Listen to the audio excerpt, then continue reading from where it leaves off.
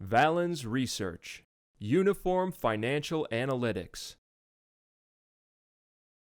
And so for Palo Alto, right, one of the things that's super just absurd when we talk about Palo Alto is literally as reported metrics tell you that this company is still losing money, right? One of the other tools that we use here at Valens, along with just the performance and valuation prime, is to understand where trends in uniform accounting EPS versus as reported EPS are. And right, what we can see here is these orange bars again, right? The orange distorted as reported bars are what the as reported EPS has been for the last 2 years and is forecasted to be for 2020 for Palo Alto. The blue bars are the uniform accounting bars once we've removed the accounting noise.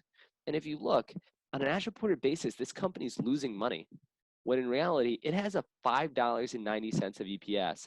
This is a very robustly profitable company, right? If we actually go back to the ROAs, this is a company that's throwing off 43% ROAs, right? For every dollar that management puts into this company, they get 43 cents back the exact same year.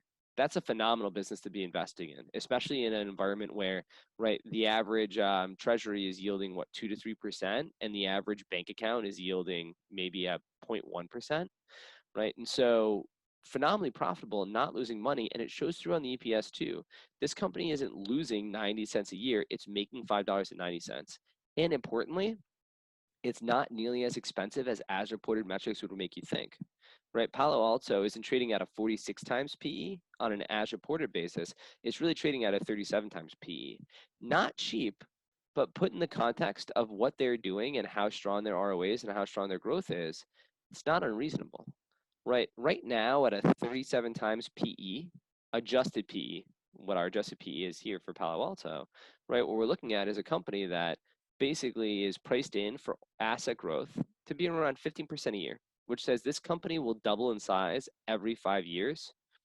Considering how fast they have been growing historically, right, on a uniform accounting basis, they grew 70%, 80%, 40%, 50%. 2 years ago, they grew at 60% again. Last year, they grew at 20%. Saying they're going to grow at 15% a year for 5 years before not growing in the future afterwards, that's not unreasonable. And what the market's pricing in right now at a 37 times PE is really only for ROA to stay flat where it has been on average for the last 8 years.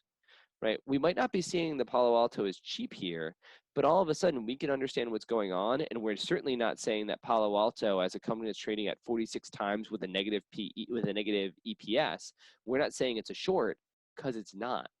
The market actually may get this name, unless, of course, you think that because of what they do around, their firewall innovations and everything else they're doing, that they could see ROAs expand, in which case actually it could still be cheap. Right, another thing that I'll highlight for Palo Alto, which is useful, is one of the tools that we look at is what we call the quality evaluation prime, the quality and value scatter. And so what the quality of value scatter is we're looking here and basically saying, okay, how is this company's return and the company's valuation compared to peers? I'm just going to turn on and off Palo Alto right here. Right, you can see the dot that's flashing on and off right in the middle of my screen, just so you can see it's right here, right, for Palo Alto.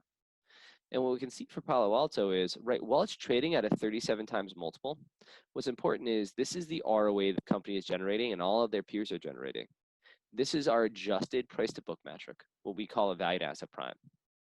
What I'm about to say is actually intuitive if you think about it. A company that has an ROA, a return on assets, that's at long run corporate averages should trade at about its book value. Think about it. The market requires you to have a rate of return. And let's say that return is 5%, which is what it is on a real basis right now, if you will, our cost of capital here at Valens.